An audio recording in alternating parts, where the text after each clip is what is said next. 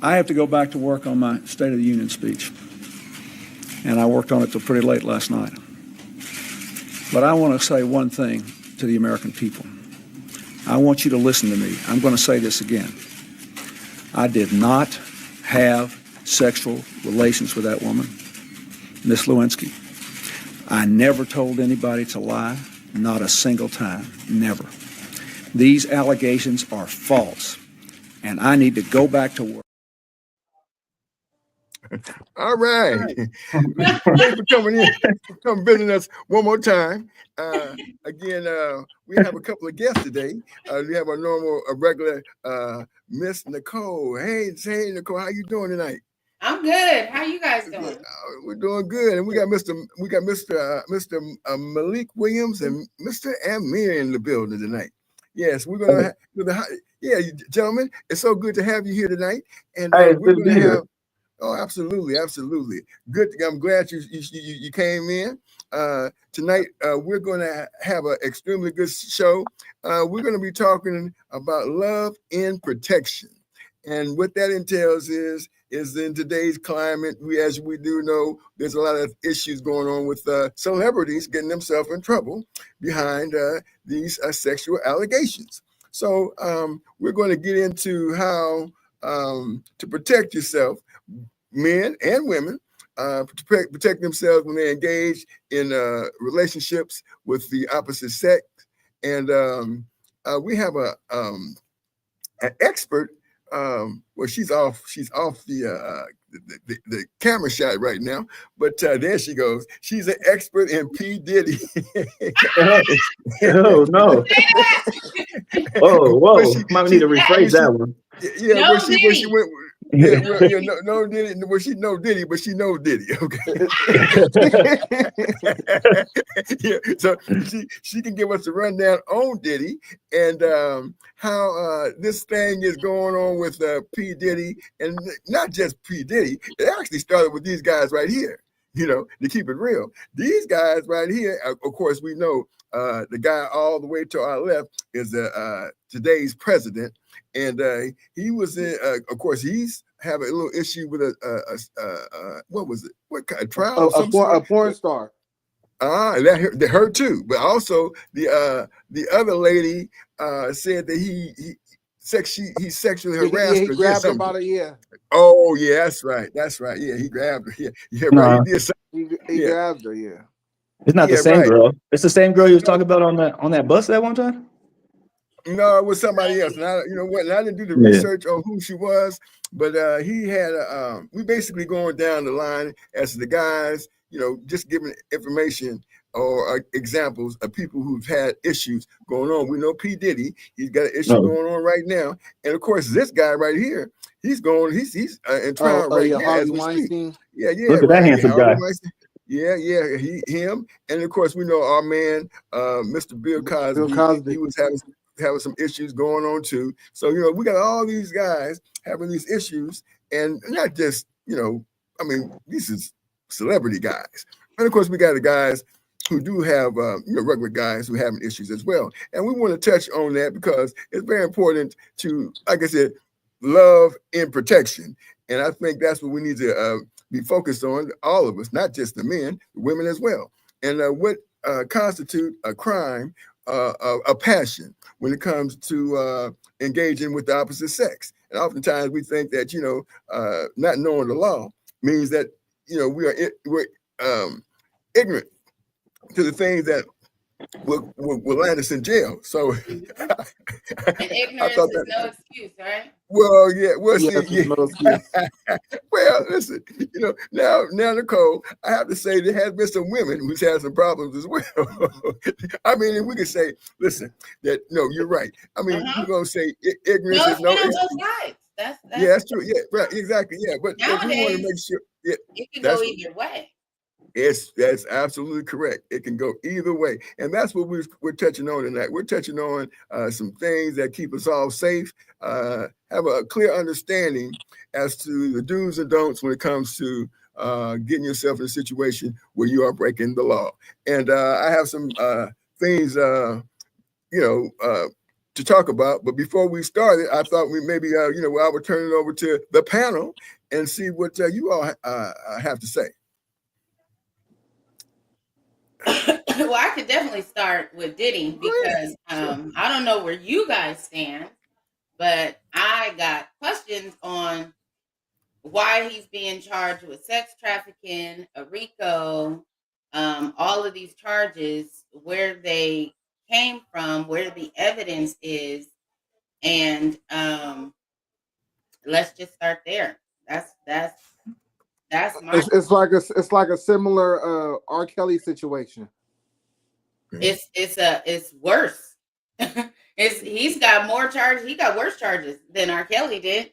But the R. Kelly case confused me too. To keep it honest. Well, that's true. Well, I would say this. I believe now. I'm not sure exactly what's going on with Mr. Sean Puffy Combs, but I do know that they're trying to put some pressure on him, and the pressure is, I think, has a lot to do with maybe that Tupac Shakur situation and Biggie Smalls. And I think that that's part of, because there has been several things that came out, whereas they actually said who actually shot Tupac. Finally. And finally, right. And then we also know that there's some other implications as to who was behind the Biggie Smalls assassination as well. So I think they're probably trying to put pressure on Sean Puffy Combs to go ahead and make sure that you dot the I's and cross all the T's so they can get all of them who are involved. Yeah, because that's what, to me, that's what it is. Because you would think that it's it's kind of excessive. In other words, because it's excessive in terms of also the freak offs. That's what I'm talking about. Yeah, right. That's what I'm talking about. Regarding that, the freak off. And the baby oil. Oh no, he's I can see he got his he's muted right now. Yeah, I can see he's muted. Oh damn, my bad. I didn't realize. Wait. But I was just listening. I was just listening though. I was with the Tupac and the Tupac and Biggie situation. I don't think that the powers that be really was tripping off of that. They let that linger for 30 years. Yeah, some decades. But he had a lawsuit. He had a lawsuit with Ciroc recently, and I think that that's what really pissed the powers that be off. And then now they're trying to come for him. And they're coming heavy. Yeah, great word. But he was doing that. He was doing that. No, he was doing weird stuff for a long time, and we kind of all knew it, and we would joke about it. But then when it got real, when we got into details, that's when it became a bit disturbing and more diabolical, Okay. Yeah. Okay. But there's a lot of these monsters walking around in those type of circles. This is like a common thing in Hollywood. I know Nico knows that. We had conversations about that. Oh yeah.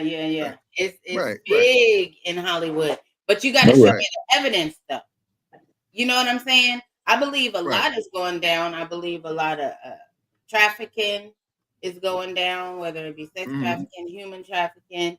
I believe a bunch of underage stuff is going down. I mean, way underage. I don't mean 16, 17, 18, 19. I mean, way underage. A lot of that stuff is going down. And I believe that they are picking and choosing who they want to take down for it.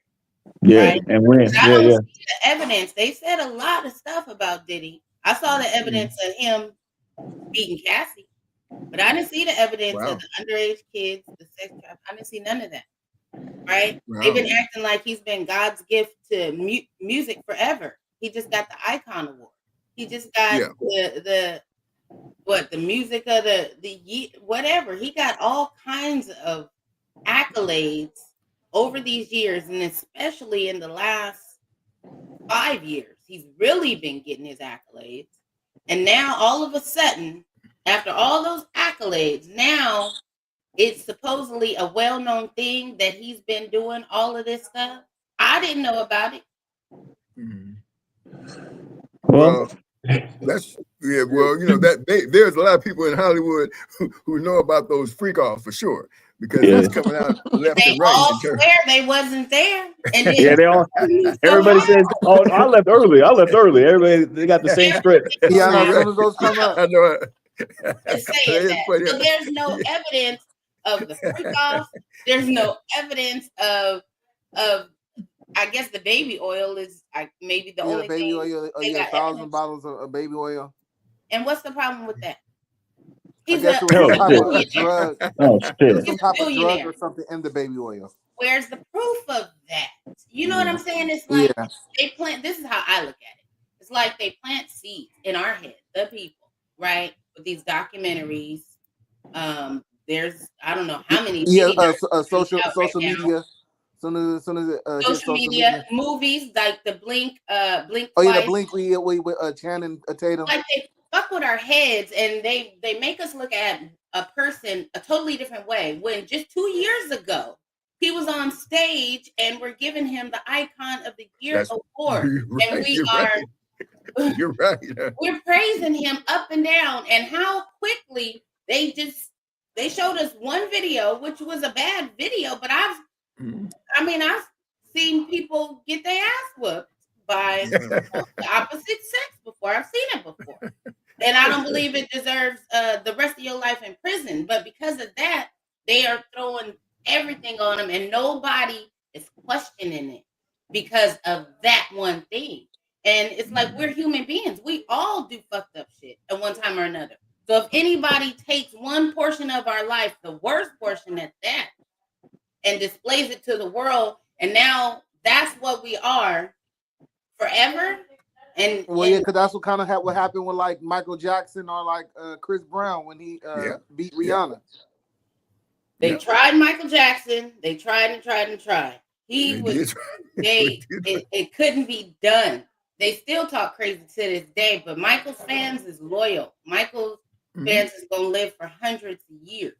There should be Michael Jackson actually had talent too. Yeah. It's like the same with Chris Brown. They can't cancel Chris Brown for the same reason. Right. Trying to do that forever for what he did to Rihanna. Even Rihanna forgave years ago. She was like, get off his fucking back. He was a young, early 20s? Yeah, because she was wilding too. She was doing too much. She played a part of it too. She was doing a lot too.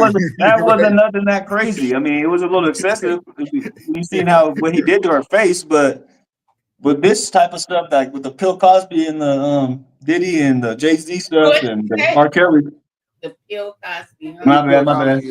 Yeah. I always call him Bill Cosby. I wasn't even trying to be funny, but that's Bill Cosby.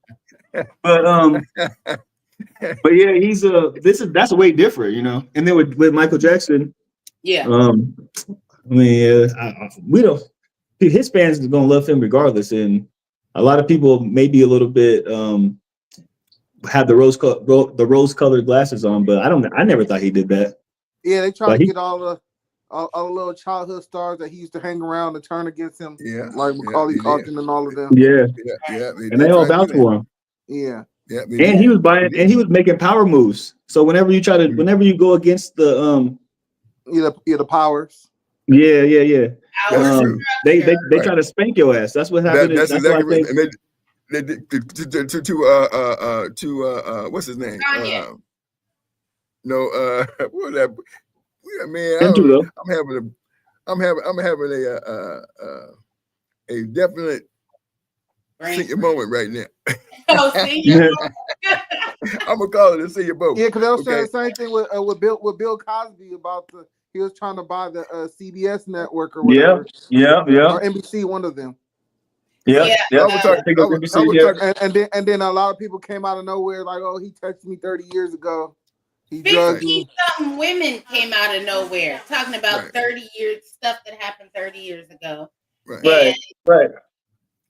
And I shouldn't have called him Bill Cosby either. I just say that to be funny, and I say it so much that it just like. But I'm suspicious about that thing too, because when you're Bill Cosby, I don't think you got to do all that, And there was no like. Well, a lot of celebrities, that's what they say. You don't got to force yourself on.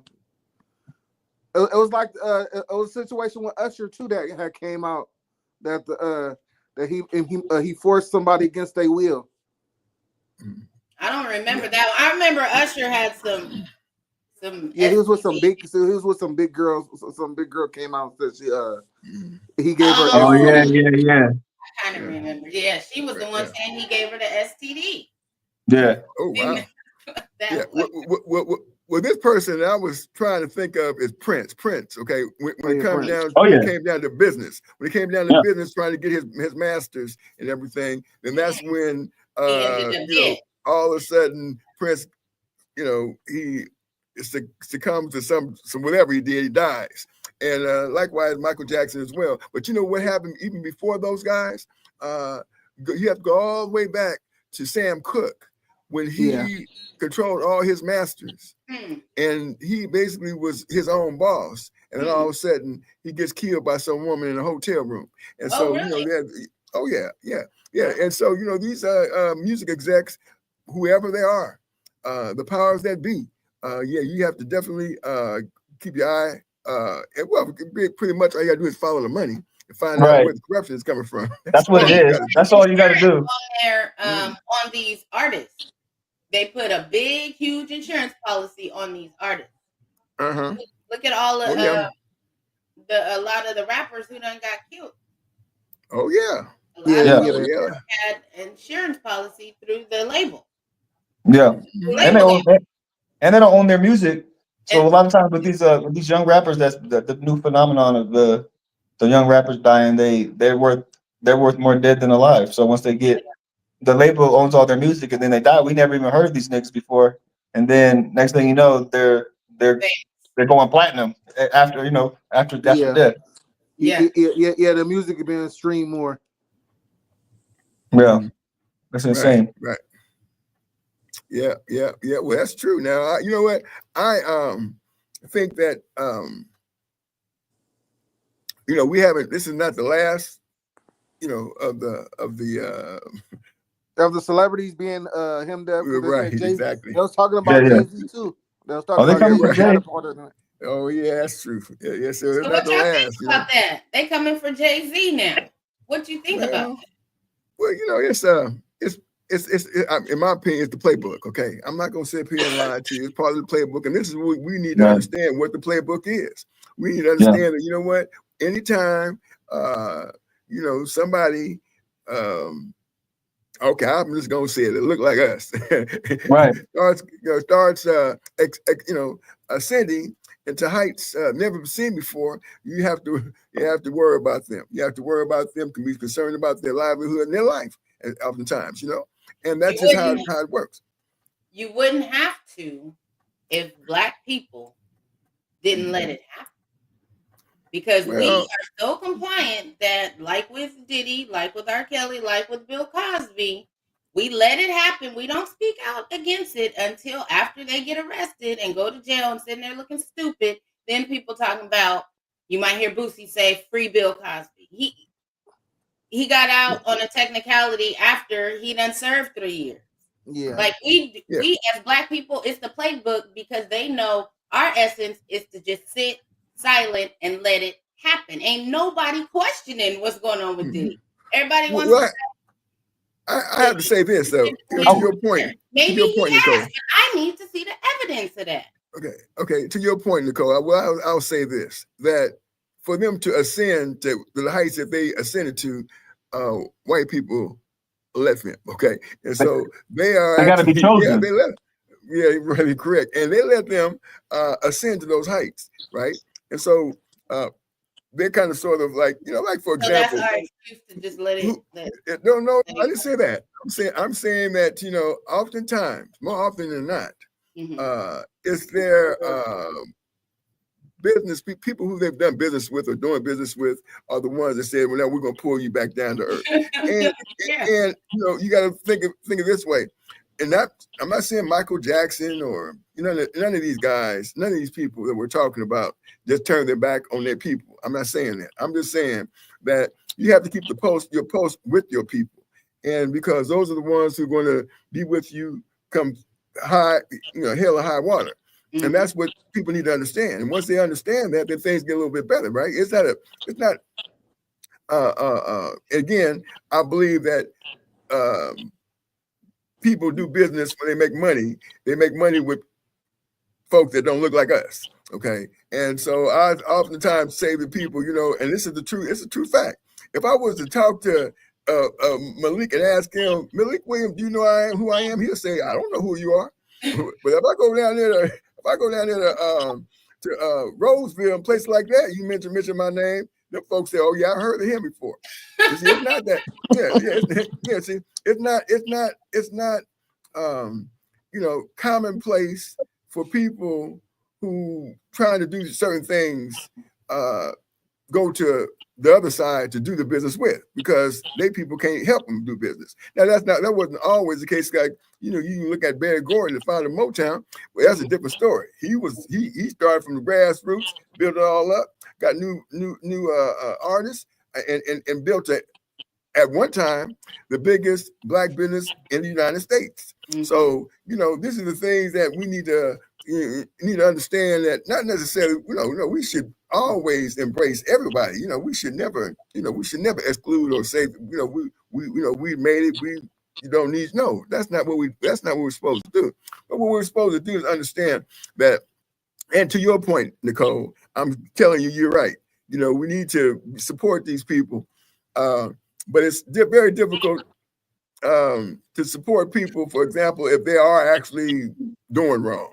Now, exactly. They had to have something on Diddy. They had to have something on Diddy, you know. This is my point, though, Ted, and you done fought the legal system before. I sure have. And I believe, see how you said that? Mm-hmm. Mm-hmm. Yeah, because you've been successful at it, right? But you had to fight. Mm-hmm. You had to fight it, right? Mm-hmm. Well, yeah. Well, you know what I had to do is, I'm gonna be honest with you, I had to learn the law myself. You know, when I was getting beat up in there, I was saying, okay, you go ahead, lawyer, man, you go ahead and represent me. And then when they came, that was the number one problem, because they don't represent. They didn't represent me. It wasn't until I learned how to represent myself, you know, how to put civil suits together. Nothing was working until I decided to do it myself. And so when I learned how to do it, but listen, I don't subscribe for people to learn, you know, learn how I learn. You know, learn it out here when you're free, walking around, doing what you want to do, right? Yeah, because these folks is mad at me, okay? Oh yeah, they say, oh yeah, there you go. Here he is right there. Well, we can't have 1,000 of him, because if we have 1,000 of him, we're gonna have a problem. And that's my goal. My goal is to cultivate 1 million of me, okay? Yeah. That's crazy too, because that is true. That is true. Because when you kind of like you can't do it by yourself, and they can key in on one guy. There's not enough people bucking the system like that. Well, the thing is, like Ted had said, back to his point of they got to have something on Diddy for them to be doing all of this. That's not true. I think they always has something on Diddy. I'm always suspicious of people that catapult into superstardom that don't have talent. Because what is Diddy good at? Okay. You know what I mean? Diddy is like the DJ Khaled before DJ Khaled. Yeah. Right. And the DJ Khaled, same thing. He give him 15 more years. But the point is, and that could be true, Amir, but the point is that we need to see the evidence. We can't just say, oh, they might have something, because I'm sure you've been falsely arrested before, Ted. I think I remember where you. Oh yeah, of course. Every time. Okay, then. Yeah, but it's different. It's different though. No, it's like with people like Diddy, and even maybe a Bill Cosby, these super powerful, super rich, super influential, super desired men. When you have so much access and you engage in such gluttonous sexual activities, you turn into a sexual monster. It's kind of human nature. You got to keep upping the ante, and that's what leads these type of people to do weird shit. I mean, that's what they say. That's what they say. But I mean, that's what it is. Yeah, because even R. Kelly admitted that the weird stuff that he was into his mom and stuff, and all type of other crazy stuff. You can be into weird stuff sexually. It does not mean that you're sex trafficking. It doesn't mean all of the charges that they're charging them with. I mean, sex trafficking just means you're moving people, women or people from one state to another for sexual activities. So yeah, I know it has like has a boogeyman type of ring to it when people say it, but a lot of people can. I mean, who's not sex trafficking on that level? Exactly. A lot of people can be accused of it. So if it's Right, okay, it's easy. it carries some weight. So it's not just a boogeyman sounding word. It can put you in jail for the rest of your life. So yeah, but it's it was supposed to be to protect hookers from pimps, you know. But the language is so loose that if I'm Diddy and I if I hire an escort and I give her a flight and bring her to my party, my freak off, that's sex trafficking. Yeah, and if you watch the interview that Young Chopper did, he said if you just fly a girl in, that's sex trafficking. It is. A lot of guys don't know that. Yeah, a lot of guys don't know that. They know now. Yeah, so that's like a good thing. That's a good point to make on this. Well, because this is my point of this. When we let stuff like this go, then they can blanket things like sex trafficking, and then you got just a regular guy who met somebody online. People meeting people online now, and he want to fly her in. Well, now he got a charge, but we ain't spoke out against it. We accepted it. It's okay. So it's gonna happen to the smallest of us too. We okay with it because it's happening to Diddy. And when the big are falling, people love to see that. So when the bigger you get, the harder you fall, they say, and that is a fact because people love to see that. So Nico, are you insinuating that Diddy might not be who they're making him out to be? Hell yeah, I'm insinuating that because I ain't seen no proof of it. I see no proof whatsoever. You can't tell me somebody is this without showing me that. Especially when you're talking about something like this. They say he done had sex with people under 10. That's the reason why Drake is suing. What you mean?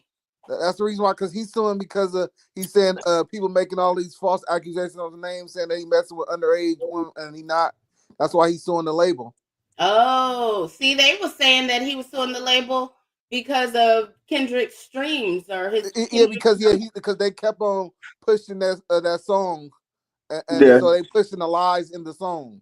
Yeah, calling him a pedophile and destroying his image and likeness and messing up his money. Yeah, and he talking about he don't feel safe now and all type of stuff. He don't feel safe. Yeah, man, I seen Drake on stage with he asked the girl how old she was. I think she was 16, and he was like, "Oh no, you're gonna get me in trouble." Then he starts kissing her or something. You know, it's like that's a weird ass nigga too.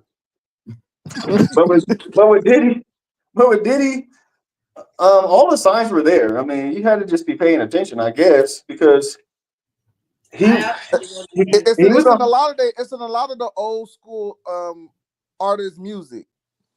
Man, it's a lot of old school artists. Because 16-year-olds wasn't off limits.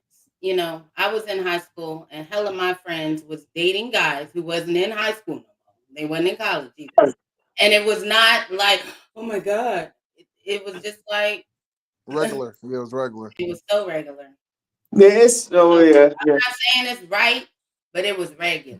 You know what I'm saying? Now everybody's saying acting like it's child molesting, you know, and people just they'll say a 19-year-old and an 18-year-old is child molested, you know? Yeah. Well, yeah, because in Hollywood they have a lot of these couples where the other one person is older than the other person by like 20, 30 years. I mean, that was no problem back in the day. You might need somebody older to help. As long as they're over a certain age, then legally and socially it's not. Well, socially it still could be about 50-year-olds with a 20-year-old. Yeah, like Marcus Houston. They were saying that he was grooming. He was grooming his wife. He was groomed too. And then when you talk about the Usher thing, you know, Diddy was grooming Usher. There's been allegations that I Yeah, subscribe Justin to. Bieber. It was Justin Dan Bieber. Bieber, like the signs were there, Nico. Like Well, he was abusing. He allegedly had sent Usher to the hospital for some lower. I heard about something like that. Yeah, when he was, and he was his legal guardian when he was like 14, 15.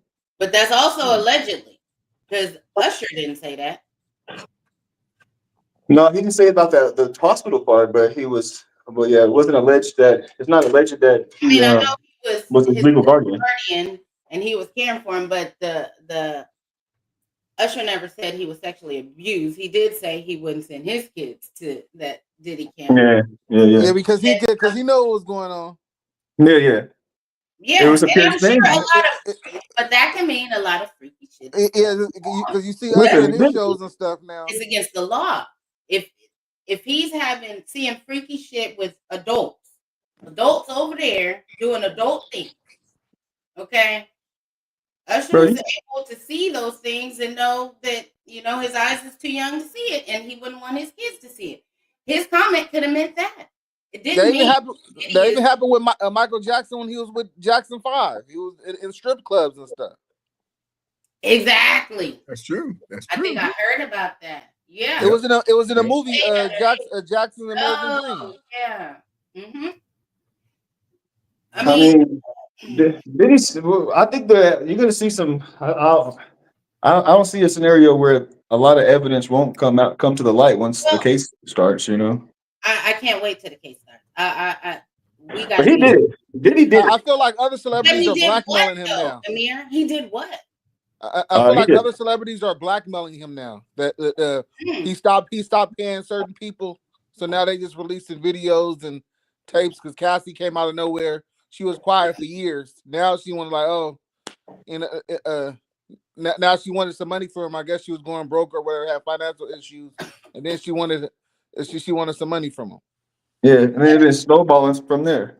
No, they said a couple weeks ago. They said that Cassie gave 9 tapes to the prosecution. She gave 9 tapes to freak off tapes, right? Yeah, because they said she participated in a lot of those activities. She participated, right? Oh, and yeah. Diddy's lawyer said them tapes is gonna help make his client look innocent. Yeah, thanks, Cassie, for the tapes. Because a lot of them women came there with their own will. It wasn't I can't believe or disbelieve anything because I ain't seen evidence of even the freak offs yet. Yo, did anybody hear that Meek Mill video audio? That audio, the recording. I heard that. Yeah. I ain't been the same ever since, man. I had to go to therapy after that one. Okay. That shit was. Meek Mill is a grown man. Yeah, they was talking about they was dressing the same and all stuff, wearing the same. Meek Mill is a grown man, though. There was a video where he was in the pool. It looked like he was cool. Like he was cooling off. You know what I mean? Amir. Yo. All of that is, let's say that's true. Him and Meek Mill did what the audio sounded like they was doing, and we can see them in the pool. All right. So what? Does that mean he did these other things he's being accused of? Mm-hmm. I mean, it's not far-fetched. Let's hold that thought for a second and pay some bills. And we're going to give our sponsor, Add My Name, a little bit of love. Thank you, Add My Name, for another sponsorship. Folks, if you want to make money while you sleep, go to Add My Name. That's ADMY.NAME, Add My Name. And here, hello, everybody. This is Ted King trying to talk to you about your money matters. Yes, I understand that times are rough and things are tough, and you're trying to make ends meet. Well, if you're endeavoring to open up a new business, you need to call us at addmy.name or give us a call at 916-712-8427. And let us talk to you about your money woes. I mean, if you're trying to make money. If you're just trying to make a living, a job, whatever, just over broke, that's fine too. Well, we can talk to you about that as well. But what we're trying to do is keep that heat off of you. It gets hot. Tell you, it gets real hot when the bills are due and you can't pay them. Oh my goodness, it gets hot. We're trying to give you a little relief. You know what I'm talking about? So give us a call at 916-712-8427. Add my name. All right, folks. Thank you so much. Add my name for our sponsorship today. Also, folks, don't forget to subscribe to the channel. We have them parts over there. Go over there to them parts and subscribe over there too. Don't forget to give us a like and a comment. We have several comments, and we had as much as 7 people in the building, but that's kind of subsided. But we don't have about 700. Before this is all over, we have 7,000. And again, don't forget to like this video and above all everything else. Please subscribe. Because that helps us, the channels out. Them parts channel, and we hope that Malik get his channel going so we can push his channel as well as Amir. Okay, all right, folks, go ahead. Well, first of all, we can't pretend like we didn't see that crown in that 1998 technology that Uncle just playing. We're gonna have to help Uncle out a little bit, man. We're gonna work it out. We're gonna work it out. But it's like you was having fun with it. Oh, absolutely. What it remind me of? Yeah, you gotta start somewhere. Yeah, exactly. Yeah. Tell him, Malik. You tell him, Malik. See, Malik know about business. That's why Malik is on here, because he knows about business. And you gotta start somewhere. Absolutely. Oh, no. And listen to this. That was done like 8 years ago. Yeah. That makes sense. Yeah, it was about 8 years ago. Yeah. That's been done. You can go down to YouTube and see, wow, that was done that long ago. Yeah, about 8 years ago. Mm-hmm. Yeah, but it's still I'm messing with you. Yeah, I know you. I know. I mean, listen, we're here to have fun, and after that, have some more fun. So yeah. And you was definitely having fun when you made that too. Oh man, I had a good time. Yeah, that was fire though. That was mostly fire. I was laughing every time I did it. I was laughing. I was laughing. Yeah. You really I didn't know you had them type of acting skills for real. I was at City College, right? And so I was at City College. It was 2015, right? Decided to go back to school and decided to, advertising and marketing. I'm going to do advertising and marketing. That's what I'm going to do. So I decided to go, business, get my business classes together. And I don't know if you all know this, but, them transcripts follow you. The transcripts followed me from years ago when I was playing around. So when I started going to school, they said, you ain't getting no grant. But I was able to go to school. Oh, yeah. That's the thing. I got my grade point average up, was able to get my little grant money and, pay for that little software and this, that, and the other. And, I started doing them little videos, to start my advertising and marketing business. So that's what happened. All right. Well, I want to say that these are what these celebrities be doing is like so outside of the realm of normalcy that's not anything that's applicable to like everyday normal people like such as ourselves. We don't have to know the laws to know that you're not supposed to be doing these type of extreme things. But when these people got all that kind of power and nobody ever tells them no. Money, drugs. Yeah, all that access. Mm-hmm. And then nobody to really correct them, and then all these yes men around them, and it's just like an overdose on power. Right. But this is what I wanted. Let's hold that point for a second, Amir, because I wanted to touch on one point. Because in conversation we talked about them flying women back and forth, but we're talking about celebrities. Do they really have to fly them in or just invite them in? Because oftentimes they're ready to go. You ain't got to, hey, I'll fly you in. Well, they'll say, okay, well, we want to go, but we can't here's the money, get your ticket and come on. But what I'm saying is that do they really have to traffic these women in when they're ready to go anyway? I mean, that's my question. Well, yeah, because a lot of these women take themselves to these events and stuff. They get groups together, they take them and their friends and meet up in these sporting venues and stuff like that, and concerts and stuff. Yeah, absolutely. Yeah, it's not. Yeah, it's not. They're not doing it against their will. That's for sure. Right. But they just got a wider scope. So you got access to women all over the world. You can fly them in, and you can have a higher quality, so to speak, variety at your freak offs, and that's what. Well, Yeah, that's true. But what is wrong with a freak off? I mean, come on, Nico. You know, everybody love a little nasty time. Just tell me. well, true.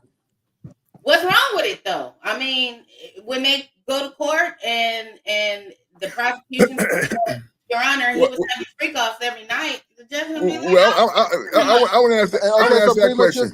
He was having orgy parties every night. I don't think there's anything illegal about consensual sex. So I don't think that's the problem. That problem with that freak off stuff, everyone over 18 and consensual, there's no crime in that. So I think everybody that was there wanted to be there. Most of the people, everybody was there wanted to be there. Exactly.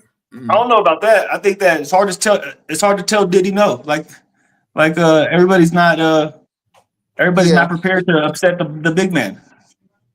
well, And he could mess up your career. He can make or break somebody's career. Everybody don't have access. They have to. I'm sorry. Go ahead, Nico. No, go ahead. No, I was saying that everybody don't. A lot of people, they see Diddy and they see him as an opportunity, and they don't want to tell him no, and they're going to essentially metaphorically sell their soul to him to get that lifestyle that they feel that they be able to change their life. Yeah. So they're in a very vulnerable people that he exploiting.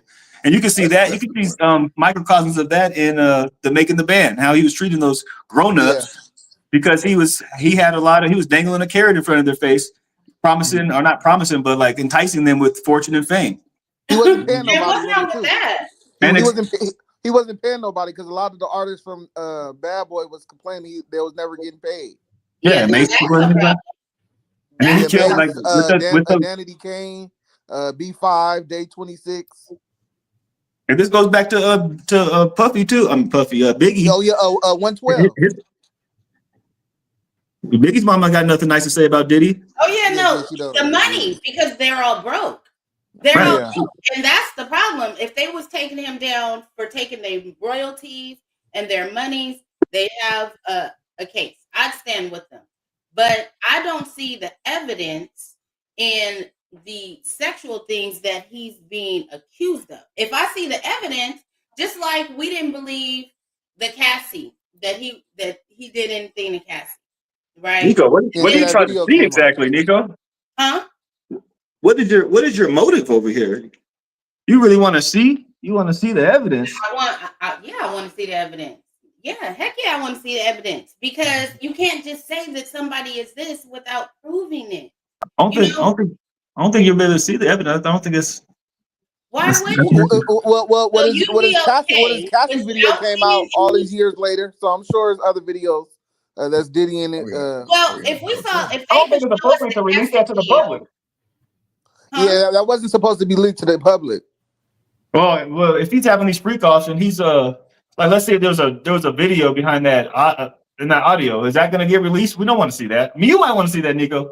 I don't want to see that. But that's my point, Amir. If that is the video, there's nothing illegal with what he did.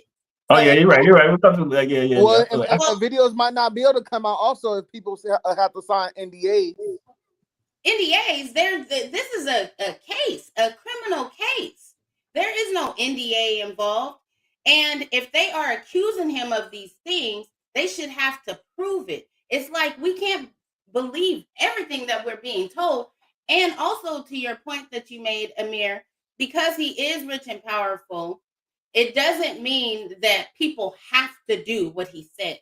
You know, that's the excuse that took Bill Cosby down. That's the excuse that took R. Kelly down. People have free will to do what they want to. And it doesn't mean that because you want fame and fortune and you think the way to it is Diddy, that whatever he tells you to do, if you go along with it, that's on you. That's true. Yeah, I agree. I mean, legally it is, but morally, I don't agree with that at all. We're not talking about, but I'm talking about legally because they don't operate. They don't operate with morals in the industry. I'm trying to get an understanding. If they show some videos and he's doing something sexual to some underage kids, then he deserves to be in jail. But all right, I got a soft moment there. My bad. I had a light skin moment there. What you do? My bad.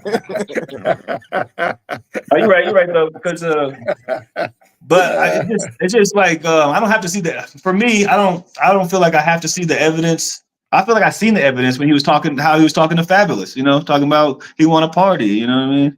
I ain't gonna party with me. That's illegal. That's the problem, Amir.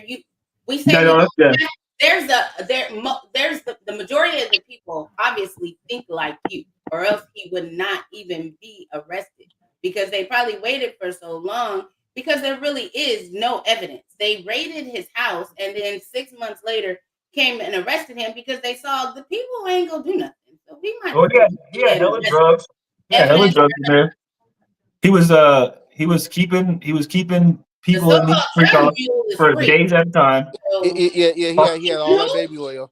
Pumping with ketamine and blue cocaine or whatever it was. Where is it? You ain't seen evidence of none of that. You've only heard allegations. There has to be evidence. They saying it was in the baby oil. Drugs was in the baby oil. But how do you know that? Well, by those standards, then we wouldn't know anything. Did OJ do it? No, because there's when evidence is produced, then you know it, right? You've only heard words, right? First they said they found 1,000 bottles of baby oil.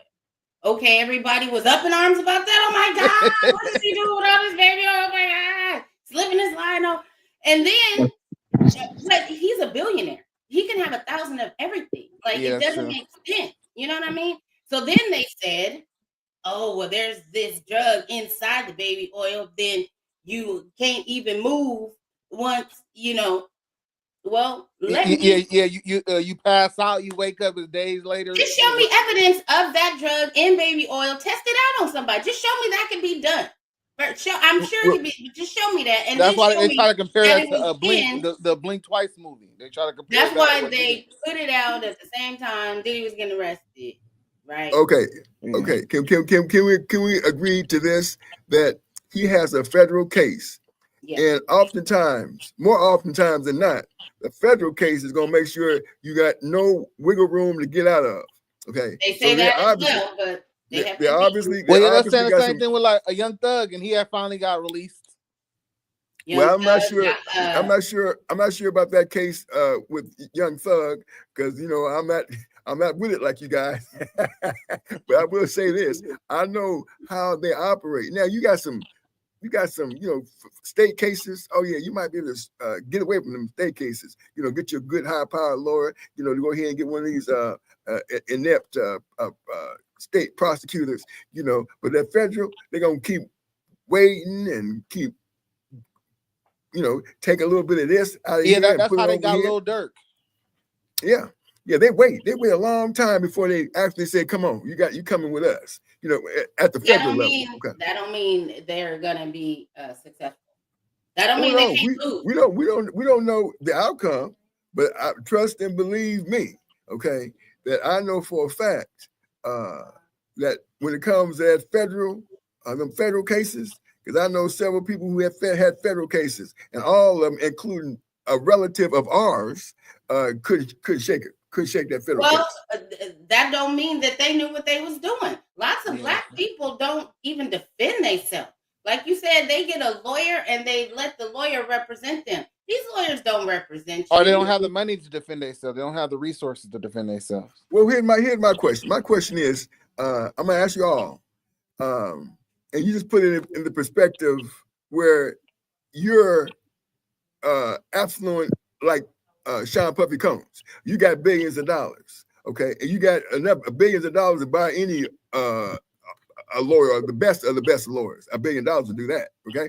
So, yeah, for sure. Putting that in perspective, knowing that you as a federal prosecutor is going after a person that has the resources, knowing that you have to have all your I's dotted, your T's crossed, and if you don't, you might have a lawsuit against the federal government. Okay, so you're gonna make sure that when you hook him, you got him hooked, and you got the evidence to say he ain't wiggling off. I'm just saying. I'm not saying that again that he won't beat the case. I'm just saying more times than not. Well, you're thinking you're putting yourself in the so-called prosecutor's shoes, but you don't know what the prosecutor knows. No, I'm not putting myself. I mean, with your scenario, you were saying the Fed is gonna have their ducks in a row before they go after absolutely the funds that he got. Well, I'm saying that they know that he ain't got the funds that we think he got, and behind bars, he ain't even got the access. Well, let's put it this way: if he got a mansion somewhere and he decides to put it on the market, he got several million dollars. Okay, several $1 million. And we can talk about assets. We can talk about liquid assets as opposed to just paper assets and what things are worth. But liquid assets, of course, is cash money, right? But I'm going to say, yeah. Let me interrupt you because my point is that I know the billions was coming from somewhere else that he ain't got access. You know what I mean? When he got probably access to some money, but he ain't got no billions. He probably can't even put no home up on no market for real. You know what I mean? People were funding Diddy. Powerful people were funding Diddy's whole lifestyle. Right? Yeah, it's not even about money at that. It's not even about money. When they decide to go after him, he ain't got the power that he had soon as they lock him up. So it ain't like we're fighting P. Diddy no more. We just fighting pretty much. Okay, so your point is you're saying you're stating the argument that he doesn't have the assets that we think that he has. No that he may have been funded by other people who are no longer funding him. Okay, let's put it this way. If they have no case, he's not in jail. He's not in jail, not in the federal prison. Okay, because listen, if he's got let's say for example, he has let's say he has 5 million fans. And he says to his 5 million fans, hey, look, I'm having an issue going on. I need you to contribute $1 to my legal fund. Okay. He got 5 million fans. He should garner at least a couple $1 million. If someone says, okay, I thought, yeah, I'm just saying. No. He lost all his fans when okay, so let me okay. Charges. You have no fans when you come with so now what I hear you say is most of his fans feel as if he's guilty because they show so much dirt that he's done that they figure, you know what, this guy's not the guy I thought he was. Well, they showed a video of him beating Cassie, which was bad. I seen that. Right? I seen everything else they showed. That was crazy. This dude had a towel on. Yeah, there was some details within that would really give you a little peep into his psyche and how he she's trying to get away from it. He ain't got no chill. He comes out with a towel on, dick slanging, goes in, smacks. I can't remember all the details, but he smacked her, kicked her, picked up a plant. He's like Mr. Invincible out there. Like, who does that? That's the person that is drunk off power. I could never do something like that. You know what happened to me? You've never seen a man hit a woman? Not in a hotel, not with a towel on, in a hotel lobby. Okay, but then keep stomping her and throwing stuff at her. That was crazy. The video was horrible. He was wrong for that. But does that mean he's guilty of the other stuff? People keep putting the two together, and that's all they need for people to do. This is my whole point of even speaking in the first place, because they show us one thing and accuse him of something else. So now everybody's like, oh, he did it. Nobody's questioning what he's even being charged with. You still haven't even said. You're only mentioning the Cassie video and the Fabulous video and the Meek Mill video, and none of those things are part of what he's in jail for right now. Right. Well, I think with I think that I don't get too caught up in the logistics of it, because the same when we loved him and we had a good image, I didn't put I didn't put too much merit into that. And then on the flip side, I wouldn't put too much merit into that either. But I just see his characteristics. This is way before all this stuff happened. I knew he was a little bit of a weirdo, and he'd be power tripping, and he's a little Ego, bit his egos. yeah. It's like Well, this will happen to anybody who gives too much power. That's a saying. And no one man should have all that power. That's a real thing. now, to your point, Amir, let's not forget about the incident in the nightclub when J-Lo and him was in there and that shooting occurred. And of course, the woman says to this day that Diddy shot her point blank in the face with a gun. I'm just saying, okay? I mean, there's a lot of things. He's been catching bodies for a long time. He put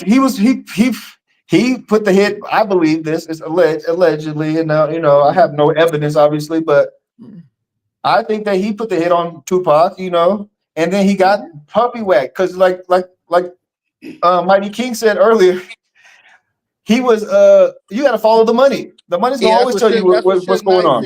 That's what Suge Knight said. Yeah, when you see what happened to Diddy's career after he got rid of those two guys, and then that more money, more problems came out, and that went crazy. And then all of a sudden he was just sampling songs. A talentless producer who doesn't produce songs. Yeah, because they were saying Biggie wanted to start his own label too. He was trying to get away from Bad Boy, and he was more dead than alive. And he basically just took a page out the Jupe playbook and whacked the man, and then catapulted his career. And then that's when he started being all in the videos. That's when all that started. Yeah, with Mason all of them. Yeah. And then he exploited Mace after that, and then we see what he did to Shine. Yeah, Shine. Yeah, and speaking out. I'm not saying he didn't do those things. I know now. There's evidence for all of that. No, there's not. There's not evidence of any of that. No, but we can just put two and two together. Not the Tupac and the Biggie, but we know what he did to Shine. We know what he did to Mace. That's what I'm referring to. There is evidence of that. Yeah, well, yeah. There's police reports about him like paying the driver. He had the gun, and there's no evidence of him shooting the girl in the face. But I believe he did. I believe he did because I seen her interview. Right. She said it. She got on national TV. Yeah, and said, I believe her. So to me, that's well. If that suffices as evidence, then there's so many testimonies against Diddy over the years. Everybody got a story about Diddy, really. Yeah, a lot of people. Because I've heard some stories that I didn't believe. I was watching Jaguar Right. Jaguar Right. Yeah, Jaguar. Yeah. Yeah. Day 26. Day 26 was on the Breakfast Club today. Oh, really? Yeah, it was.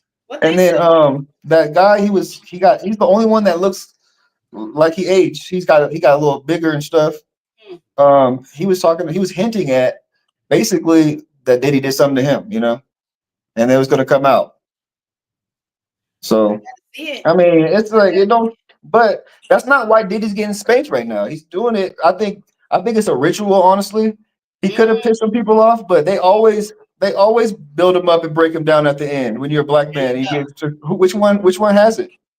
Which one has it? What happened to Kobe before he even got? Yeah. Kobe had that thing in Colorado. He had lost his Adidas deal because of the female that he was accused of.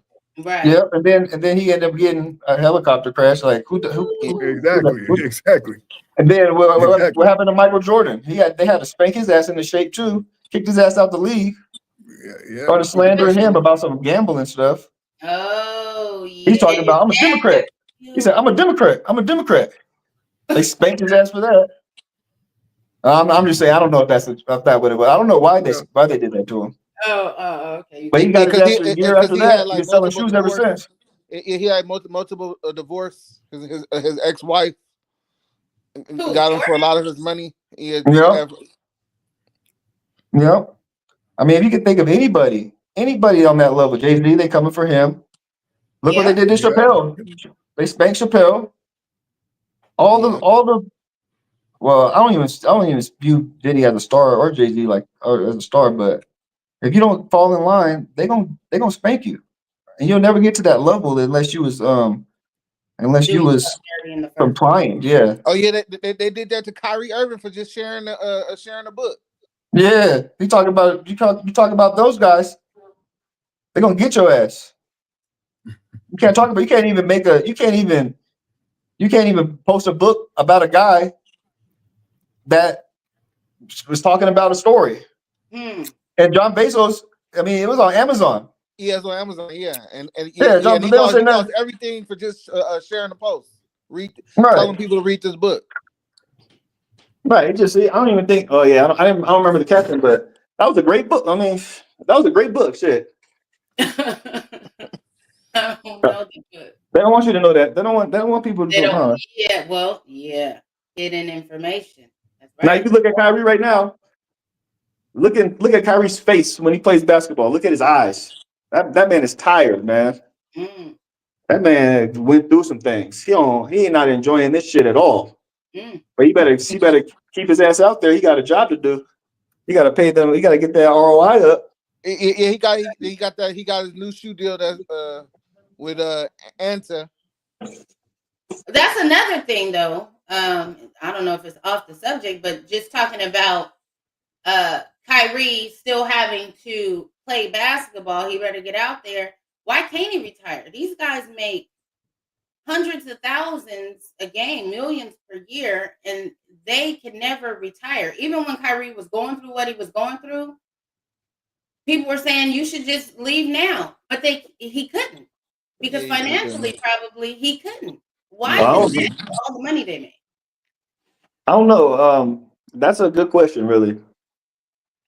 And that's with a Colin Kaepernick when he took the knee.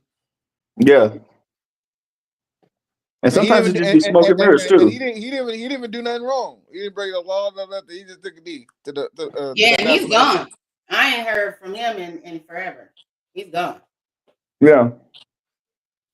Yeah, they spanked his ass too, but I don't know about that. That could have been like he could have been. He got paid though. But the got exactly. That's the point. That's the part. But he got paid an undisclosed amount of money. Yeah.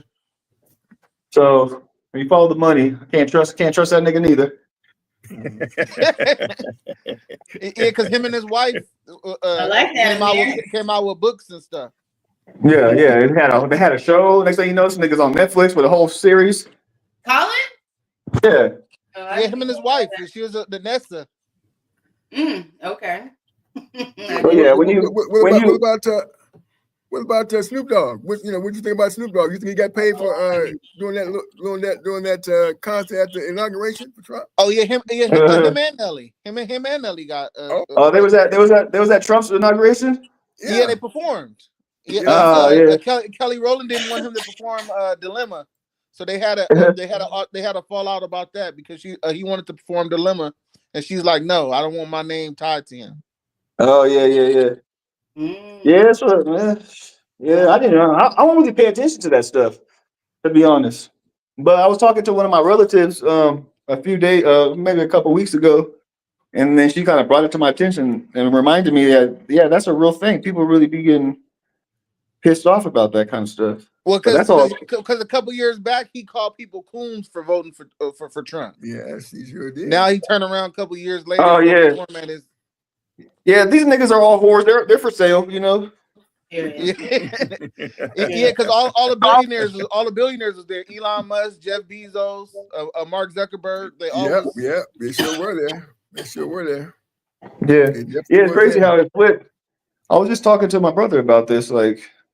That's a whole different. That's a whole different subject.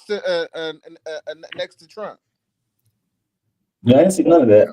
Now, one of my relatives was like, it freaked me out. She's saying that she didn't want to travel because of the racial tension in the country. Oh yeah, so it's a lot of tension because of decisions he making, the executive orders he signing and stuff. Yeah, I'm like, I be feeling like in California, y'all be in your California bubble, but I be just in my own bubble, just right here. So I wasn't even aware of that. You go out to them other countries, you might not come back. Yeah, that's true. You're right. The way they treat you, the way you be treated. Shit, next thing you know, you'd be on Epstein Island, and Diddy would be there with Tupac and them. Yeah, there's a Diddy Island. Yeah, Diddy Island. Star Island. And Kobe and all them niggas. And be nice. Uh-oh. I know they was. Nah, I'm just messing around. I don't know. But no, I don't want. You can't really believe. For me, I don't believe nothing I see, especially through the There you go. Yeah. Through the TV or now the internet. You know. That's right. You can't. Yeah, because a lot of people still trying to figure out how Trump beat all them felonies. Yeah, how you get convicted of a felon and then 34? He didn't beat it. He got convicted. He got sentenced. So he's getting he's labeled a felon. That's all. That's don't you go to jail for that though? He didn't go to jail. Most people be in jail. He got 34. That's exactly right. Yeah, so he got inaugurated. Labeled as a felon with 34 counts. Yeah, 34 count felon. That's what Donald Trump is. You know. Yeah, I don't really. I don't even believe in the. I feel like presidents are just like spokespeople. But one thing that rubs me bad about Trump is like he be really pissing people off and having people scared and really like disrupting the vibration of the whole nation. Yeah, because he got all like the richest people in the world in his back pocket. Yeah, and they're all happy and like yeah, they all friends and stuff. You know what's crazy? When he won in 2016, it was like a joke, you know. Yeah, I didn't even see it coming, and then this time around, people are really taking him seriously, like he's a savior. He's not going to be able to do anything. He won't be able to drive down the prices or nothing. You'll see. That was a smoke and mirrors. That's to get votes. Yeah, that's to get votes, exactly. Yeah, he said all he wanted was votes. That's all he said. All I want is your votes. He tells them in their face. And they still, yeah, because the first thing he was worried about is the immigrants, the deporting the immigrants. And that's what he's working on right now. And then he got them January 6th dudes out. That's the first thing he did. Yeah, that's the first thing. Yeah, he pardoned all of them. Got those thugs out of prison. It was a few of them rejected it because they was like, nah, we know what we did. We know what we was doing. Who will reject the pardon? No, it was a lady. It was an older lady that did like 2 months in federal prison for being down there. So she's not in jail right now? She's not in jail, but she rejected having her record clean. Oh, she's old. Oh, that's she's gonna die soon anyway. Probably her record don't even matter. If she was in jail, she would have took that shit. She wanted that badge. I thought she was locked up. Yeah, it'd have been a different story though. She was though. Yeah, it'd have been a different story. She disqualified. Yeah. I'ma just sit here in jail. That's stupid. Yeah, said nobody. Good. Yeah. Well, I'm gonna play a little footage. It's about 6 minutes long. Nico, real quick, Nico. I sent you something on Facebook. Oh, okay, I'll check it. Yeah. I guess I got 6 minutes to check it. Yeah. Yeah, right. There you go. Yeah, while this video, because this is very important, and this will give you a clear understanding how and why Donald Trump is in office today. This will give you a clear understanding as to the reason why. So I'm gonna play the tape so you all understand why Donald Trump is in office. Yes, it's 6 minutes long, but I'm gonna cut it down a little bit so we don't have to see the whole thing. But at least you'll understand a lot about what's going on and the reason why Donald Trump is now in office. And you can always go back and look at it for yourself. Here we go.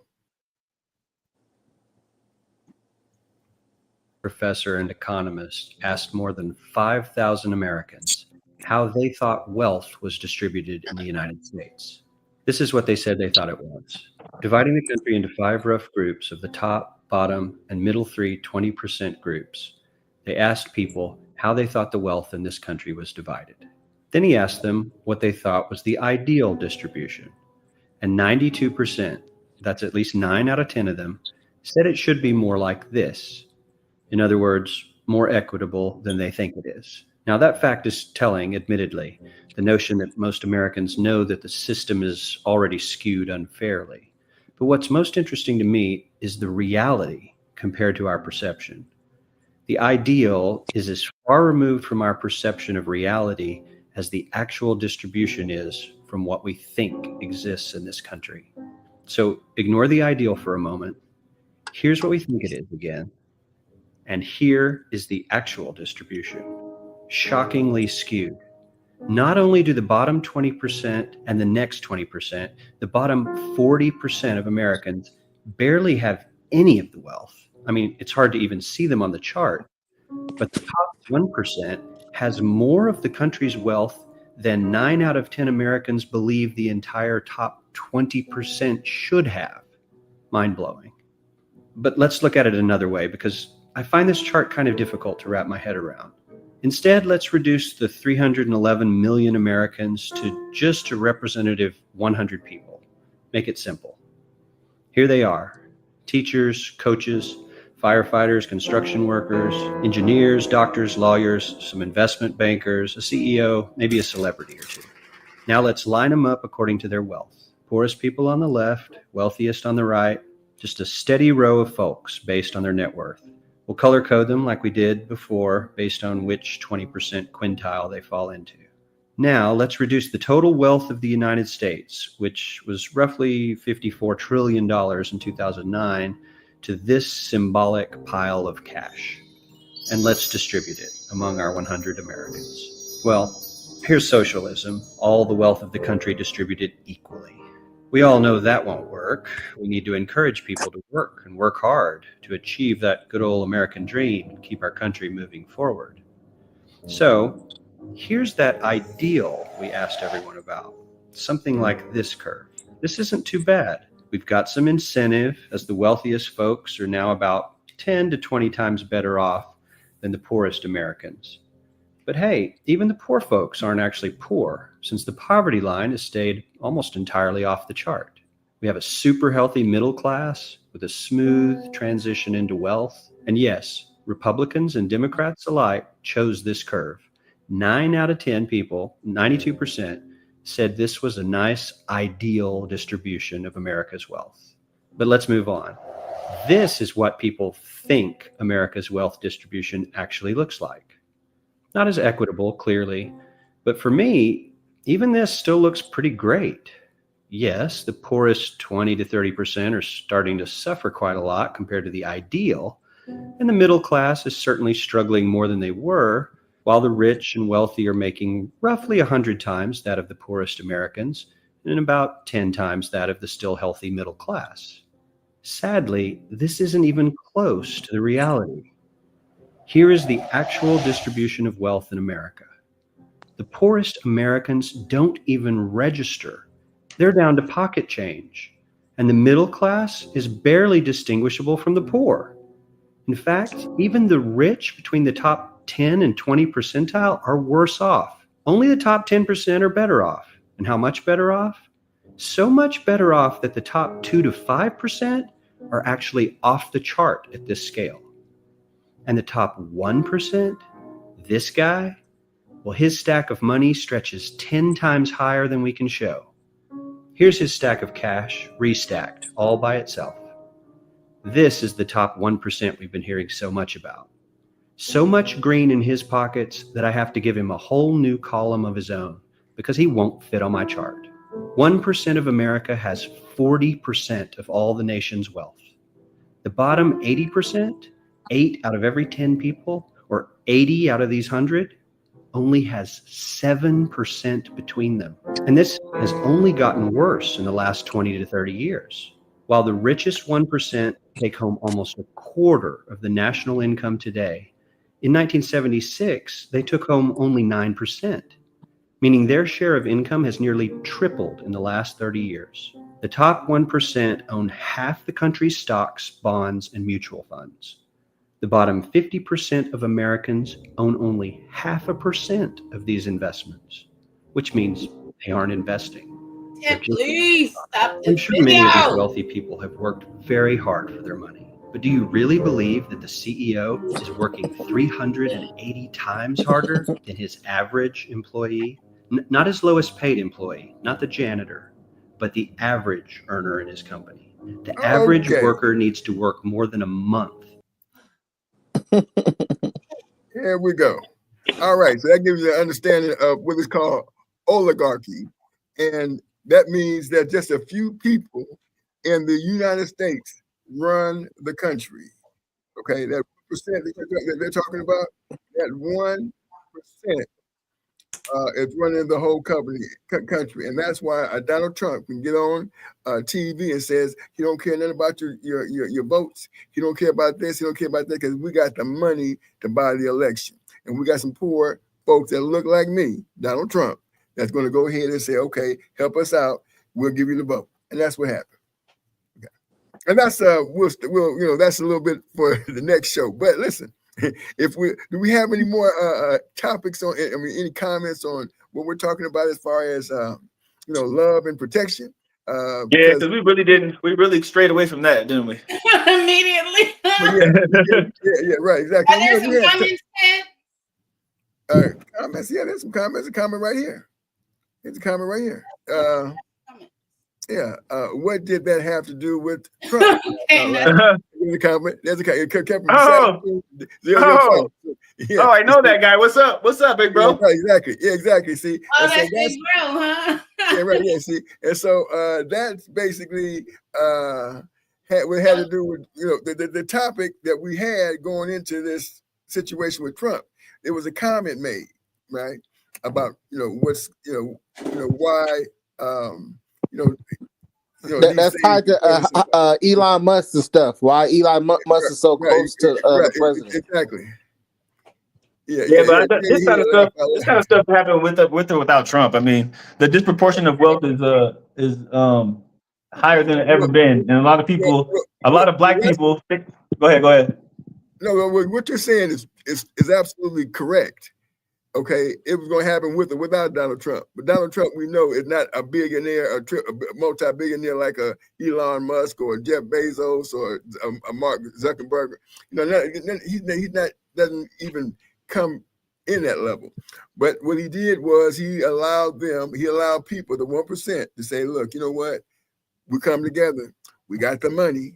Okay. We can buy everything. And they just bought a bunch of votes is what they did. So that's what I'm saying about that. We don't have to speak on that too much because that's for another topic. Is there other comments?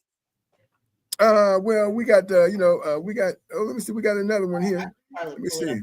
Remember, my woman has to protect me. What up, Haji? Right. That was Haji Midgrave.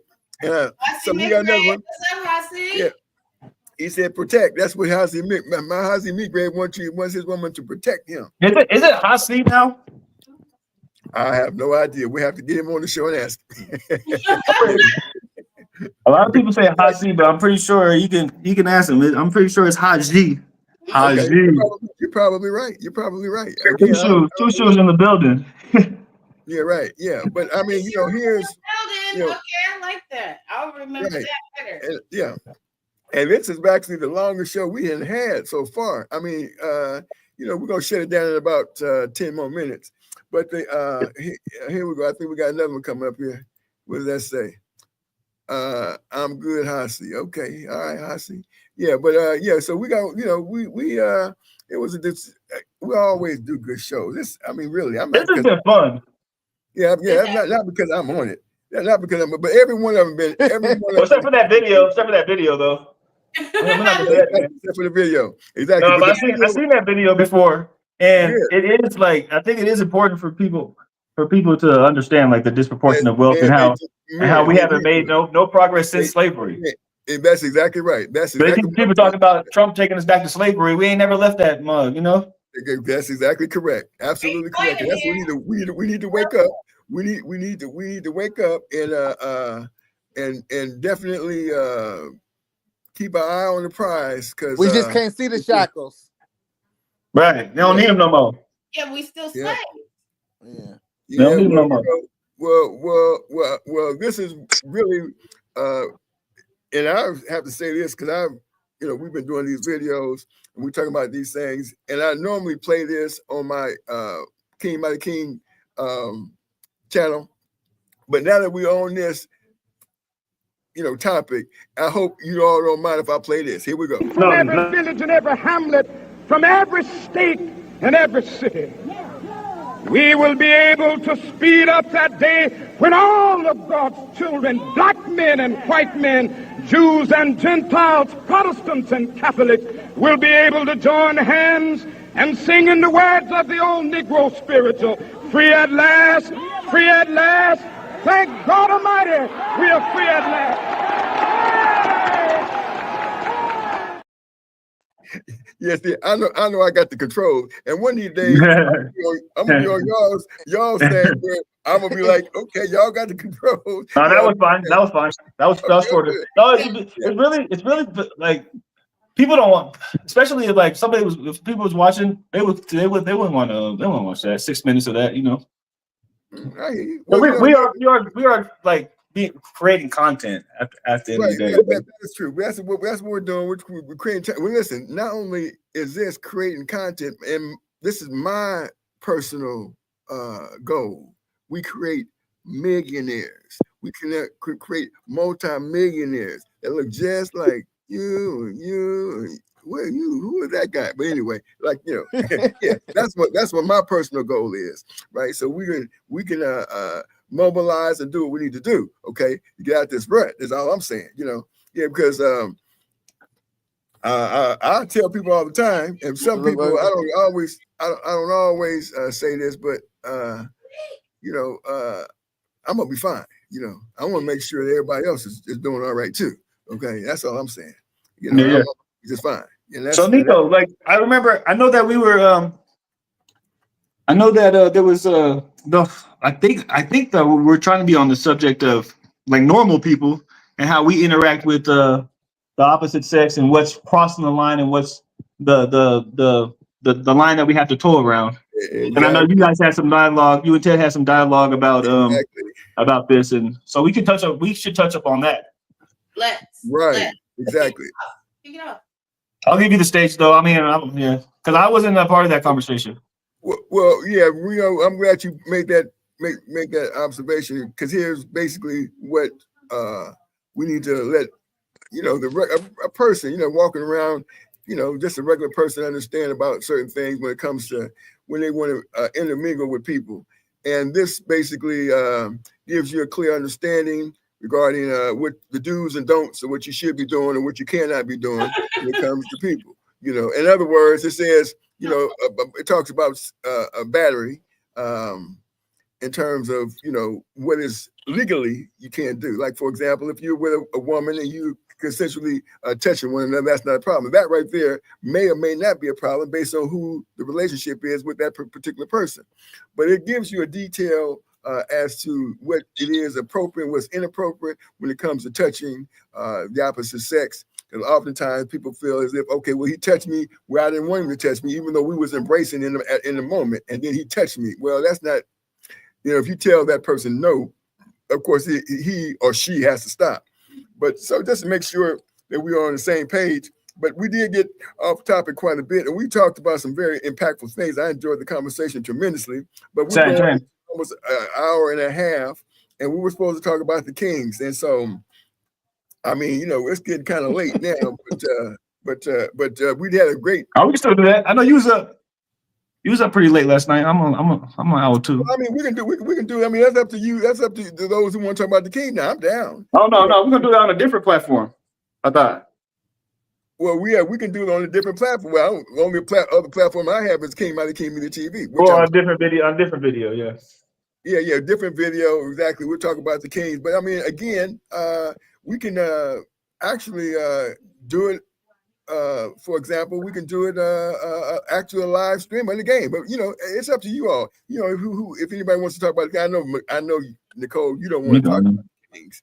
We all miss on the touchy subject of how men and women, especially younger people, none of us are that young, but it's really difficult for especially young men to know how to navigate approaching and I don't want to say seducing, but yes, like a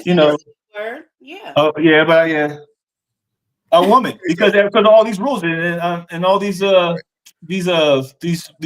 that like what are the words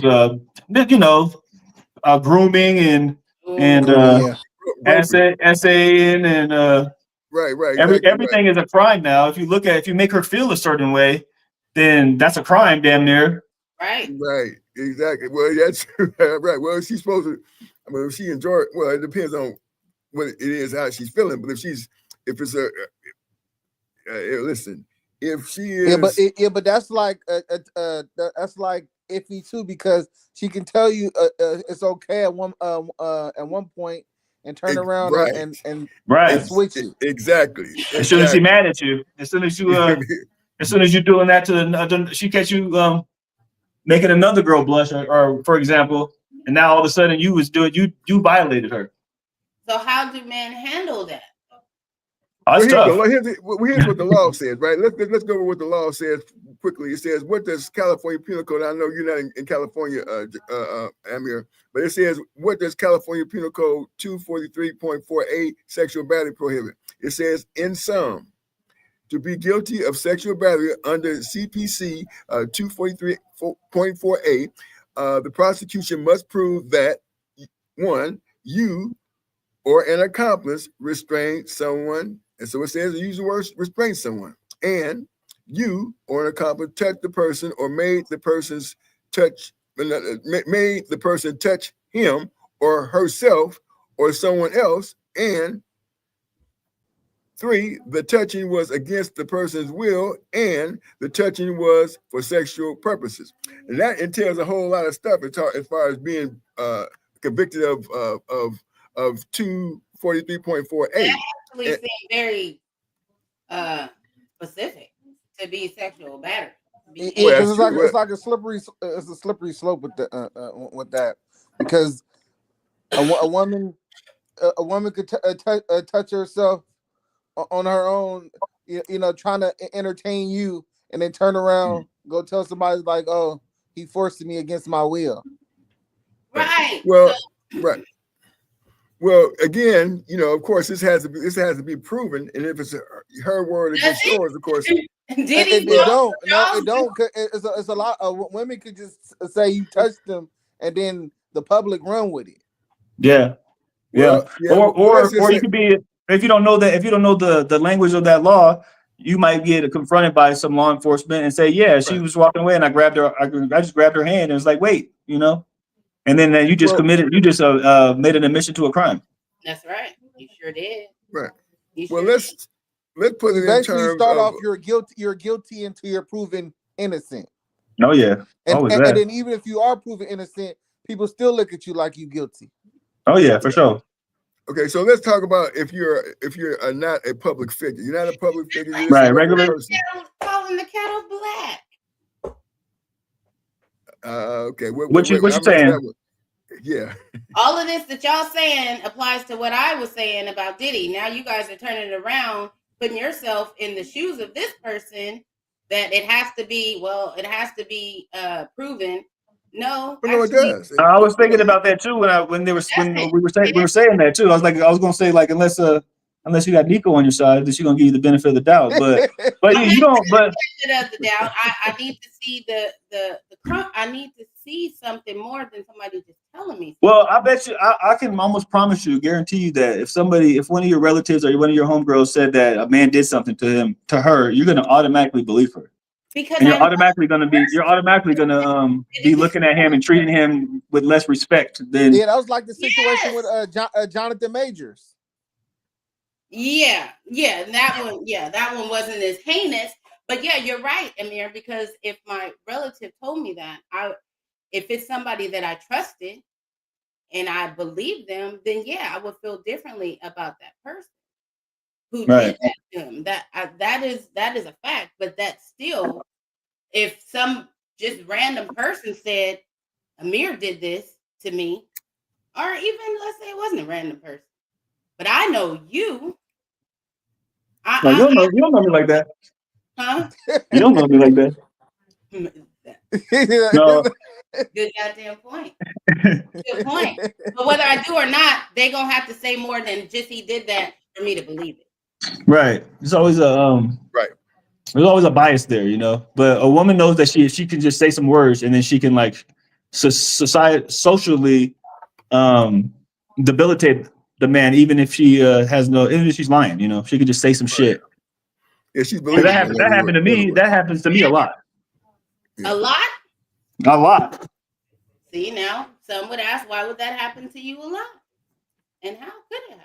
Because girls are Very like manipulative. yeah, they got a little bit of that, just a little, not to make a parallel comparison, persuasive. but they got too much power, you know? Diddy and them, they got a little They're persuasive. They got campaigns out here shaming people for even questioning what they play the damsel well. Wait. Okay. The damsel in distress is what he's saying. Damsel in distress, right? I heard that. The damsel in distress, right? And Amir said there's some campaigns. Oh, that the Me Too movement and the Believe All Women movement, and empowering women to be victims and celebrating and praising women for being victims. Terry Crews is a part of the Me Too movement. What you said right there is why I question everything, and right. I don't accept everything. She's so brave. Even if you deserve better, I still question it. Even though he looks like the worst person in the world, it still deserves to be questioned, because the Me Too movement took down a lot of people, and some of those people came back, and it turned out the stuff didn't go down like was told. But it's too late, because these people already done lost their careers, they respect. Right. Yeah, exactly. Yeah. Especially for those public figures. What happened with Jonathan Majors. He lost Mars. That's what happened to Jonathan Majors. It happened to some actor. I can't think his name. He was on the lesser. It almost happened to Johnny Depp, but they aired his trial in public, so we got to see that shit wasn't lining up that his ex-wife had said. So this is my point. Like, we can be told anything. People will say and can say anything. That does not mean it's true. The Me Too movement has brought out a lot of shit that got people. I seen one of the women from the gymnast, Terry Crews, came out and was a part of the Me Too movement. Terry Crews, yeah, that's a whole nother story, but because he's a big, strong man, and he said a man walked up to him and grabbed his. Yeah, that's what Michael J. White said that on Vlad. He's like, I don't know about this. Like, he too big to be talking about a man. It's a natural thing to just knock the shit out of somebody who's touching you like that. But it also goes to say, it also proves the point, I guess, that if Terry Crews, a big, strong man, can get in a position where he's frozen with not knowing what to do in a situation like that, what do you think a woman who's not even as big as Terry Crews, who's not even as in a position, career-wise as Terry Crews, let's say somebody like who Amir brought up earlier, somebody who's trying to get in the business and they're up under someone like a Diddy because they trying to make it, and they going along with whatever, that person is the ones who's coming back and saying he did this to me. When they like Andrea Kelly. Yes, that's right. R. Kelly ex-wife. All of this. And those rules, or those, I don't know if it was any laws or legislature, but that whole narrative was not made to protect men, So when a Terry Crews comes out and says something like that, he's just like, this bitch ass nigga type energy. That's how you gonna look at it. Yeah, that's but I mean, yeah, it's a tough situation. And then go ahead. Yeah, because a lot of men are not complaining. It's not gonna listen, say a woman forced me against my will or taking advantage of me. Yeah, and that happens a lot with impunity, because they know that we don't really got that kind of protection, And we can't even make our society gonna view us. Society gonna view us complaining about that, like so you saying this little small fragile woman took advantage of you and forced you against your will? Right. Or even not typically sexually, but women will take advantage of the laws and the societal appropriation. So they'll get. That's why you see women being real disrespectful and aggressive out here. And if you were to defend yourself against her, then she would just say that you're the bad guy now. And then there's nothing that she can't do nothing to you. You're a big, strong man. Like, that's not. Yeah, that's why you got to have that phone out recording. Yeah, you're right. Or calling the police. Yeah, you got to call the police and record. Be the first one to do it. Be the first one to do it Be too. the first one. You got to get it first. Yeah, because you can't just be word of mouth and just be like, oh yeah, she putting her hands on me. And they're not going to arrest her either. But at least you ain't going to jail. They will arrest her. Yeah, they see marks and stuff on you. But you can't stop her. Right. Yeah. Usually we don't want her to go to jail though. I was in a situation like that. Yeah, that's a lot of time too. It's dudes. I was just telling them. Dudes went and bailed their women out right after she went to jail. Exactly. I didn't want to do all that, and I was in a situation like that, and I was telling the police like I really just called to protect myself. I don't really want you guys to arrest her. You know. Right. That makes sense too. That makes a lot of sense. Yeah. But they be like, listen, somebody got to go to jail. If they come out in Sacramento, California, for sure, but I'm not sure how it would be where you at, Amir. So if they come out to your house, I thought it was that, but they didn't take her. I called her dad up, but I'm like, yo, yeah, she going in. You might want to go get her. But they ain't take her.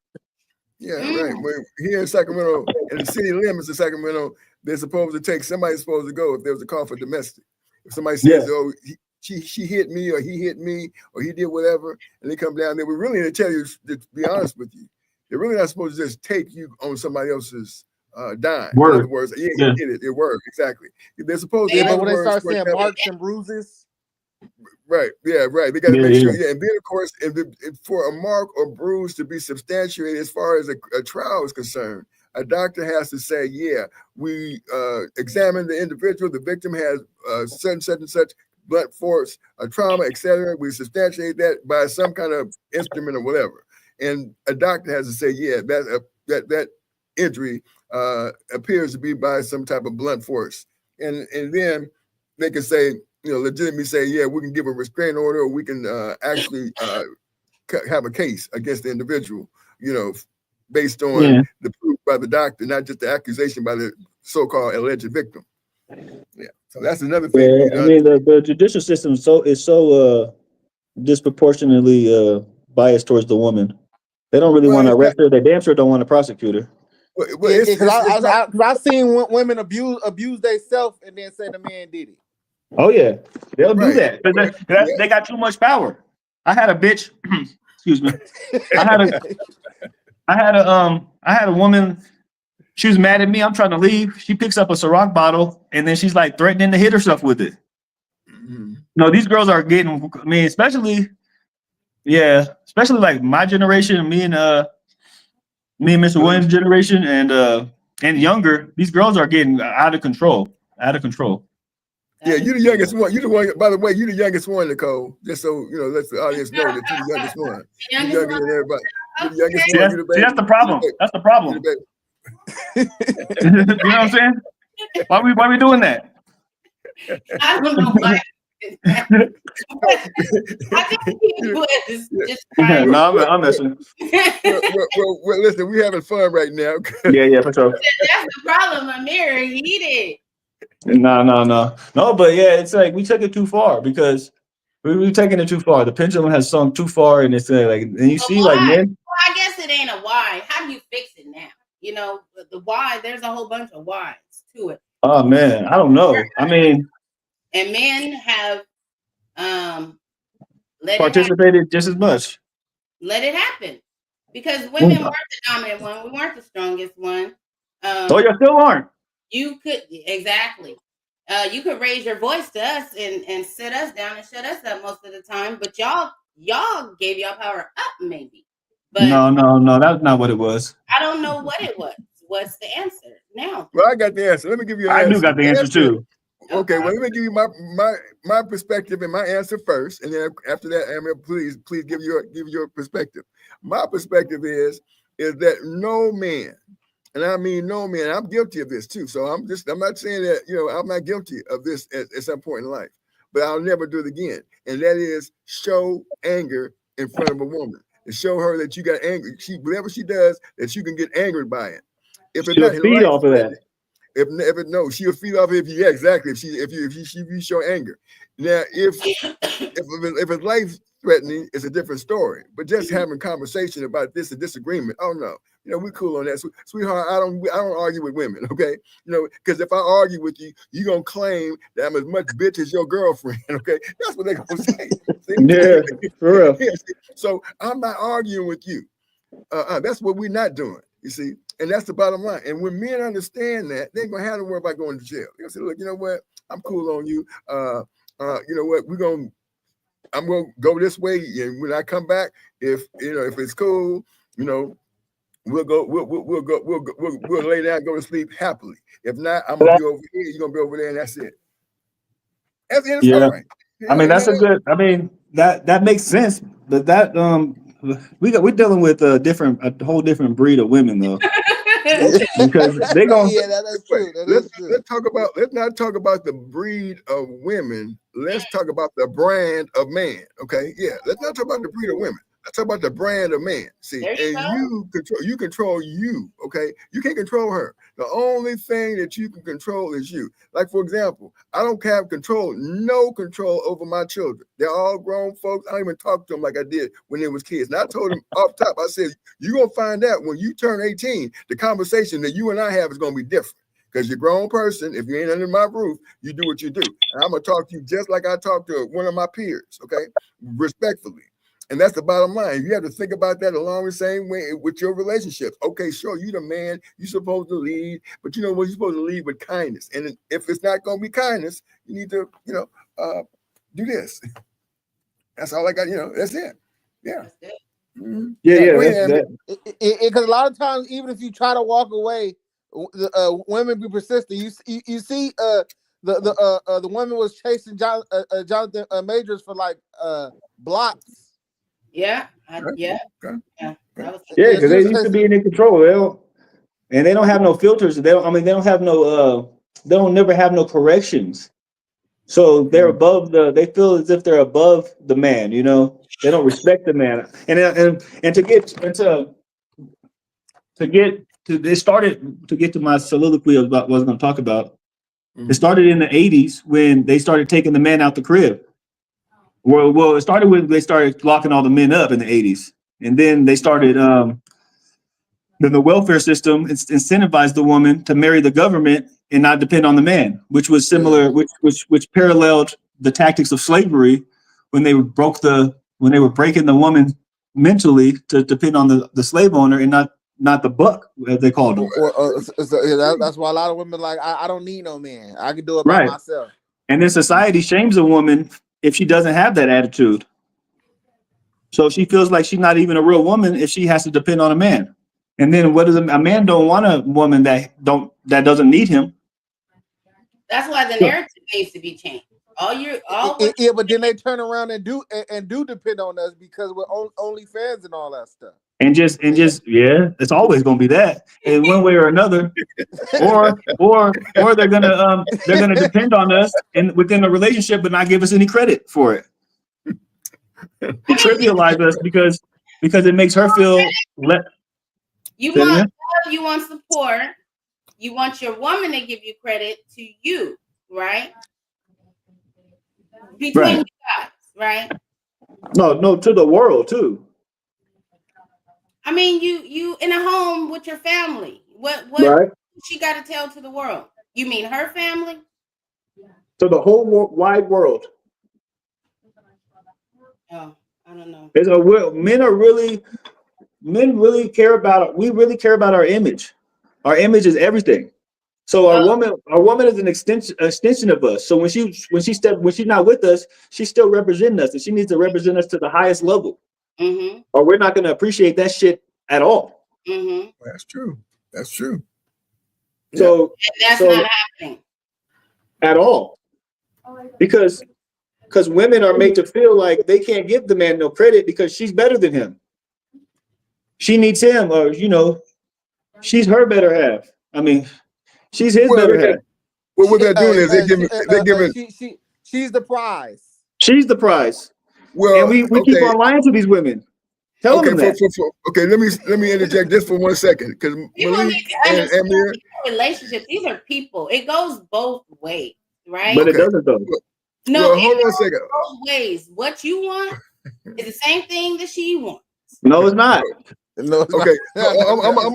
I'm gonna interject here for just a second. First off, there is no prize in the eyes of the person that says, I'm that prize. In other words, you can't give the other person the prize if you say in your eyes, I'm that prize. So you got to give, you can't give up the being the prize. If that's what you say, I'm the prize. I don't feel like a woman is the prize. I'm going to be honest with you, because if things get crazy, she's going to be looking for a man. Okay. I need some help or whatever. If it gets crazy, if it ain't crazy, just walking around back and forth, she might not see that. But if it gets super, super crazy, first thing a woman gonna do is look for that guy. Okay, she's been given opportunities, to get a job, to be able to. But that's been going on in the black race since 1865. The woman working. We see it right. As far as being able to having go to Master's house. You can go to she can go to Master's house anytime she get ready, because she's working Master's house. That's what I'm saying. What I'm saying is that every man should never give up the fact that he is the prize. And what he does is he goes ahead and he cascades that illumination of the prize to her. She's and we're gonna be equally yoked in this endeavor. Folks, you know what? It's getting kind of late. That was a great point, Ben. That was a great point. Because the men are the leaders. So if they're leading, right? If they're the prize and they're leading, then they wouldn't be worrying about what she's doing. That's exactly the one to correct her. That's exactly right. And that's what you can't lead somebody who don't listen. Well, so Malik wasn't listening to the channel, but Malik, this is what I explained on the channel, that you need to talk to your significant other or whatever and put down the rules. And here's the rule. The rule is one of them. You can come up with your own, but here's one: that I lead. I encourage you to follow my leadership. I'm going to reward you if you do, and I'm going to refuse you if you don't. And that's it. Because you can't be going upside no woman's head. I know, but most women you tell that to today's time, they're gonna be calling you sassy. Well, spin off. That's what you do. They're gonna call you abusive, manipulative, controlling, insecure. Listen, you can't listen. All that is a test, my brothers. It's a test. But no, you're right though. You're right though, but you have to do it. You can't say it, but you got to do that, and then you got to reward them, and then you got to punish them, but not punish them you got to give them your. You got to be stern. You got to be stern. Is the leadership. She got to have something to follow. Give her something to follow, and the rest will fall into place. That's true. That's exactly that. That's so true. So that's the reason why we're gonna carry on with this conversation. And once again, we appreciate our sponsor. Add my name. That's A as an apple, D as in dog, M as in Mary, Y as in Yahoo. .NAME name, and hopefully that will help a lot of people solve this economic problems and bring them up to they can be in the hierarchy and what they're supposed to do, be according to the Bible, 1 Corinthians 11:3. All right, folks, you guys were fantastic tonight. I mean, I'm so proud. Listen, I'm proud to let you all let me be part of this. Okay, so then tomorrow, it was awesome. Yeah. Tomorrow, I'm gonna send out text messages to all of you all. Okay. and see if y'all want to do something else. I come up with a topic, or you can text me back, text me and tell me a topic that you'd like to talk about, and we'll do it. We're going to have to part two this. Because we didn't even, okay, you know. We'll do a part two. We can do the part 2 tomorrow then. How's that sound? Yeah, you got to rename this to Diddy. You got to talk about, name this Diddy something. Well, we'll so do we get to part 1. we'll text you. Well, I'll get the test out tomorrow. Yeah, and we'll get this thing kicking it off tomorrow, and we'll call it part 2. Okay? Or if you all have some suggestions, let me know. Okay? Okay. Okay. Okay, all right. Peace out. All Peace right, out, everyone. Hey, listen. Yeah, it's good meeting you, Malik. We got to do this also now. Don't forget now. We got to give a shout out to them parts. Go ahead, Nicole. Them parts. Yeah, that part. Them parts on YouTube. Check me out. Mm-hmm. Yeah, don't forget to go to her channel and subscribe, like, and thank you all for the night. Yo, hit me up too, Nico. Yep. I'll go on the show for sure. Got you. Love it. Okay, I'm gonna text you all tomorrow. All right, y'all have a good night. Good night. Y'all too.